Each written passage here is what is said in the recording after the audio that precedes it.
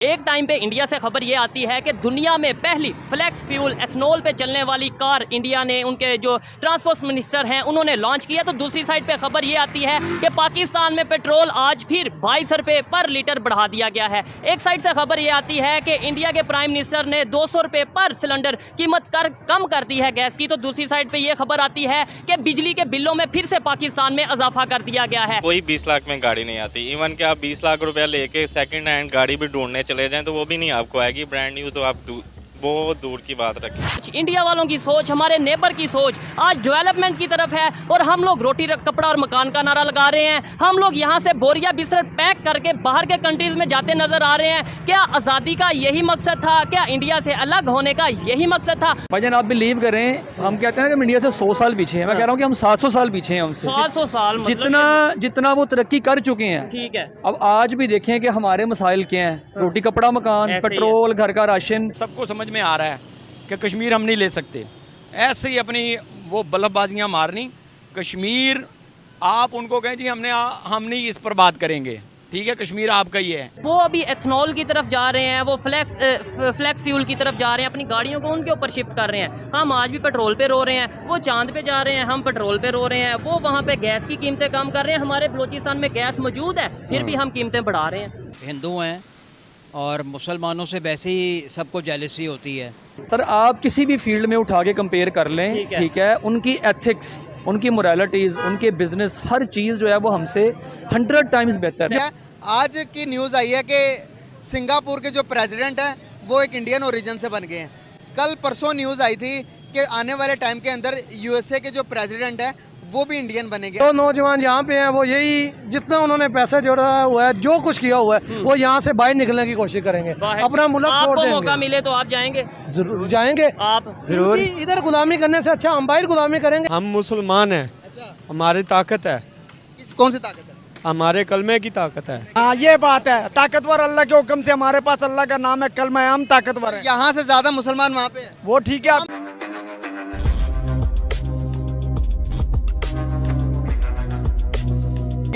कि सबसे ज़्यादा टैक्स कौन पे करता है? आप और हम लोग पे करते हैं। अभी लोग क्या कर रहे हैं, खुदकुशियाँ कर रहे हैं। आप अंदाज़ा लगाएं, दुनिया में किसी जगह भी ऐसे नहीं होता होगा कि पहले जो स्लैब रेट था बिजली का, 100 यूनिट का 300 का पहले एक होता था, 100 का एक, 200 का एक, 300 का उसके बाद डबल। अब एक बंदे ने खुदकुशी कर ली, उसका 7 लाख रुपए बिल आ गया घर। 7 लाख रुपया। अंदाजा लगाएं उसने क्या, उसके घर में 2 पंखे लगे हुए हैं, 4 लाइटें लगी। ठीक है। अच्छा आपने बोला दुनिया की किसी भी स्टेट, किसी भी कंट्री की एग्जांपल ले लें। ये भाई ने भी, जिनसे पहले बात कर रहा था, उन्होंने भी श्रीलंका की एग्जांपल दी, इंडिया की बात की। वो लोग इंडिया की अगर बात करें वो तो एथनॉल की तरफ जा रहे हैं, वो फ्लेक्स ऑयल की तरफ, फ्लेक्स फ्यूल की तरफ जा रहे हैं। हम लोग क्यों नहीं ये ऑयल से, पेट्रोल से जान चढ़वा के टेक्नोलॉजी की तरफ आते, मॉडर्न चीज़ों की तरफ जाते? सर उसकी सबसे बड़ी वजह यही है कि अगर आप अरबाब इख्तियार में जो बैठे लोग हैं, आप देखेंगे 12 बार वही चेहरे घूम फिर के आ जाते हैं। ठीक है। जब तक 65% आपकी यूथ है जो कि जिसकी एज 30 तक है, ऐसे ही है। जब तक वो लोग अपने इन मसाइल से बाहर नहीं निकलेंगे कि पेट्रोल का क्या बनेगा, घर में राशन कैसे आएगा, जब तक वो लोग नहीं आगे आएंगे, चीज कैसे आएगा? ऑब्वियस सी बात है। पहले एक नारा रोटी कपड़ा मकान का था, आज हमें फंसा उन चीज़ों में दिया गया। ठीक है। अब यहाँ पे रश देख लें। यानी हमें ये चीज़ों से कोई गर्ज नहीं है कि नेबर क्या कर रहा है, वो कितने आगे चला गया है। हमें इन चीज़ों से कोई ना हमें बताया जाता है और ना ही गर्ज है। भाईजान आप बिलीव करें, हम कहते हैं कि हम इंडिया से 100 साल पीछे हैं। मैं कह रहा हूँ कि हम 700 साल पीछे हैं हमसे। 700 साल जितना वो तरक्की कर चुके हैं। ठीक है। अब आज भी देखें कि हमारे मसाइल क्या हैं। रोटी कपड़ा मकान, पेट्रोल, घर का राशन। जब नौजवान इन मसाइल से बाहर नहीं निकलेगा तो वो इससे बढ़ के आगे क्या सोचेगा? और जो सोचना चाहता है, मतलब जो एग्जांपल देता है, लाइक अगर आप एग्जांपल देते हैं कि नेबर कंट्री में देख लो, ये कहा जाता है कि भाई उनकी तो बात ही ना करो, उनकी बात, मतलब हमें एक ऐसे साइकोलॉजिकली या इस तरीके से मेंटली तौर पे डिस्टर्ब कर दिया गया है, जकड़ लिया गया है कि अगर हम बात करते हैं कि भाई वो देखें वो भी हमारे साथ है, वो कहाँ चले गए, तो कहा जाता है ये तो उनकी बात कर रहे हैं। देखिए ना, कंपैरिजन हमारा असल में बनता उनसे ही है। ठीक है। लेकिन जिन बुनियादों पे बनता वहाँ पे हम करते नहीं आज के दौर में बिल्कुल नहीं बनता। जिन बुनियादों पे बनता था उस पर कभी हमने किया ही नहीं। ऐसे ही कि मतलब वो हम और इकट्ठे हमने उन्होंने सफर स्टार्ट किया। सर आप किसी भी फील्ड में उठा के कंपेयर कर लें, ठीक है, उनकी एथिक्स, उनकी मोरालिटीज़, उनके बिजनेस, हर चीज़ जो है वो हमसे 100 टाइम्स बेहतर है। वो कैसे आगे चले गए? वहाँ पे भी इंसान रहते हैं, इंडिया में भी, पाकिस्तान में भी इंसान रहते हैं। आप भी पाकिस्तान से मोहब्बत करते हैं, मैं भी करता हूँ, वो भी अपनी कंट्री से करते हैं। फिर इशू कहाँ पे आ गया? एजुकेशन का फ़र्क आ गया, सोच का फ़र्क कहाँ? मतलब मुझे समझ नहीं आता। भाईजान आपको भी पता है, मुझे भी पता है। ठीक है। जब हर इदारा वो काम करेगा जो उसका करने का काम है, अपनी लिमिटेशन में अपनी रहेगा, लिमिट में रहेंगे। तो मुल्क कैसे ग्रो नहीं करेगा। ऐसे अब ही वहाँ की डेमोक्रेसी देखें, यहाँ की डेमोक्रेसी देखें, ज़मीन आसमान का फ़र्क उधर है। मार्शल लॉ नहीं लगा, वहाँ पे रियल डेमोक्रेसी एग्जिस्ट करती है, हमारे यहाँ कोई चांस ही नहीं है डेमोक्रेसी का। ठीक हो ये गया। बहुत बड़ा डिफरेंस है। ऐसे फिर आप ये देखें भी रिसेंट जो स्टेट डिनर हुआ, मोदी गया वहाँ पे अमेरिका में, वो सारे बिजनेस टाइकून साथ लेके गया। ऐसे ही है। हमारे साथ यहाँ कौन जाता है आपको भी पता, मुझे भी पता है, भाई यही एक मेजर डिफरेंस यही है। मेजर डिफरेंस है। और उधर वहाँ पे जाके वो मुलाकात या मीटिंग इनसे कर रहे हैं, वो इलॉन मस्क से मीटिंग कर रहे हैं, हम जाके बात करते हैं कि भाई हमें एड चाहिए, वो कहते हैं हमें ट्रेड चाहिए। ट्रेड चाहिए, बिल्कुल सही बात है। फर्क ये है, बिल्कुल मेजर डिफरेंस ये ठीक है। तो क्या आपको लगता है कि हमारे जो यूथ है उन्हें इन चीज़ों के ऊपर अब बात करने की ज़रूरत है? मतलब कब तक हम बिल्कुल रोड पे जाएंगे, प्रोटेस्ट करेंगे, घर आ जाएंगे, अपने आप को ही आग लगाएंगे, घर आ जाएंगे? कब तक हम असल इश्यूज़ के ऊपर बात करना स्टार्ट नहीं करेंगे? ये नहीं गवर्नमेंट को बताएंगे कि भाई मजीद आप धोखे में नहीं रख सकते, मजीद रोटी कपड़ा मकान का नारा नहीं, अब टेक्नोलॉजी एजुकेशन की बात करो और दुनिया में जो चीज़ें प्रोवाइड की जा रही हैं हमें वो प्रोवाइड की जाए। सर देखें, कौन नहीं चाहता कि मुल्क तरक्की करे, हम सब यूथ हैं। अगर आप यहाँ इस जगह की बात कर लें तो आपको 70% यूथ ही नज़र आएगी यहाँ पर, ठीक है। थोड़ा सा आप घुमा के देख लें। ऐसे ही यूथ ही हैं यहाँ पर मोस्टली। वहाँ पे जो है वो अभी कल की खबर है, गैस की फ्यूल भी कम की, जो गैस की कीमतें हैं वो कम की गई हैं, फ्यूल का रेट वहाँ पे काफ़ी टाइम से एक ही जगह पे रुका हुआ है, इवन डॉलर का रेट रुका है। हमारे यहाँ पे एक आम, मैं ये समझता हूँ अगर आज आपको खबर मिली है 20 रुपये पेट्रोल भर गया, आपको ज़्यादा हैरत नहीं हुई होगी। बिल्कुल ऐसे ही है, रूटीन की बात है ये तो।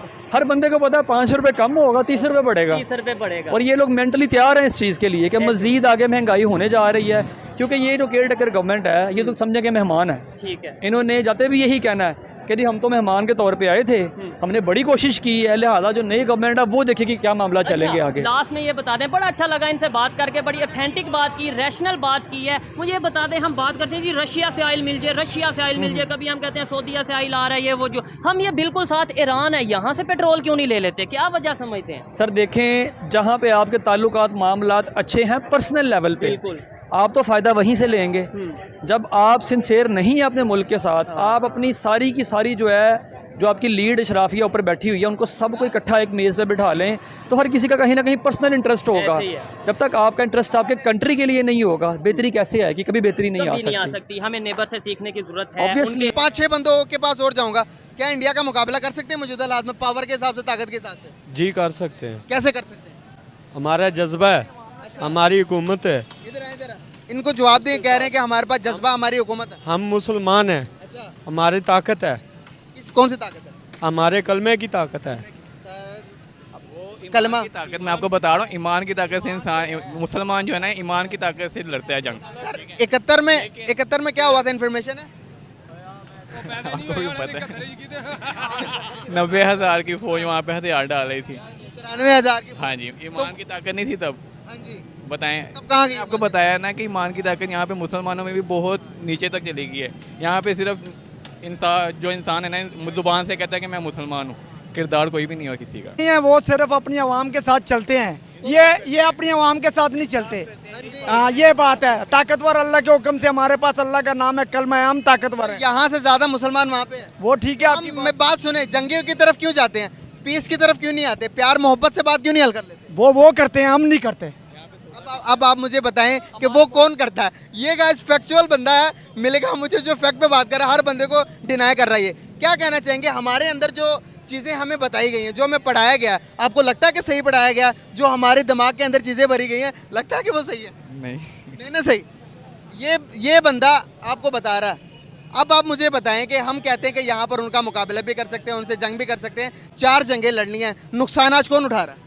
हम उठा रहे हैं, फिर भी हम जंग करेंगे जी इंडिया से। दोस्तों, देश में 100% इथेनॉल से चलने वाली टोयोटा की इनोवा कार सड़क पर उतर चुकी है। केंद्रीय परिवहन मंत्री नितिन गडकरी ने इस कार को लॉन्च कर दिया है। ये कार दुनिया की पहली B5 electrified flex fuel car है।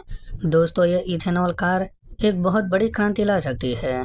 दोस्तों, आने वाले समय में इथेनॉल ईंधन ऐसा ईंधन होगा जो ये हमें इस मामले में आत्मनिर्भर बना सकता है। फिलहाल भारत पेट्रोलियम निर्यात पर 16 लाख करोड़ रुपए सालाना खर्च करता है, जो अर्थव्यवस्था पर बहुत बड़ा बोझ डाल रहा है। भारत लंबे समय से इसके विकल्प की तलाश कर रहा था। प्रदूषण और पर्यावरण के लिहाज से ये बहुत ही अच्छा ईंधन माना जा रहा है। दोस्तों, इससे ग्रामीण इकोनॉमी मजबूत होगी, तो गांव के लोगों को शहर में आने की ज़रूरत ही नहीं रहेगी। देश पर वर्तमान में जो तेल आयात का बोझ है वो भी कम हो जाएगा और बड़ी मात्रा में विदेशी मुद्रा बचेगी। इथेनॉल उत्पादन के लिए भारत में किसी प्रकार की कोई दिक्कत नहीं होने वाली, क्योंकि देश में गन्ना या शीरा के अलावा अन्य खेती के उत्पादों की कोई कमी नहीं है। देश में प्रमुख चीनी उत्पादक राज्य महाराष्ट्र और उत्तर प्रदेश पर्याप्त मात्रा में गन्ना उगाते हैं। तो दोस्तों, इस वक्त भारत सरकार का लक्ष्य ये है कि पेट्रोल और डीजल में 20% इथेनॉल की ब्लेंडिंग का टारगेट रखा गया है, जिसे अब सरकारें धीरे धीरे करके बढ़ा रही है। इसका ये फायदा होगा कि भारत का पेट्रोलियम निर्यात है वो आने वाले समय में धीरे धीरे करके बहुत हद तक कम हो जाएगा। तो दोस्तों, आपको ये वीडियो कैसा लगा आप हमें कमेंट करके ज़रूर बताइए।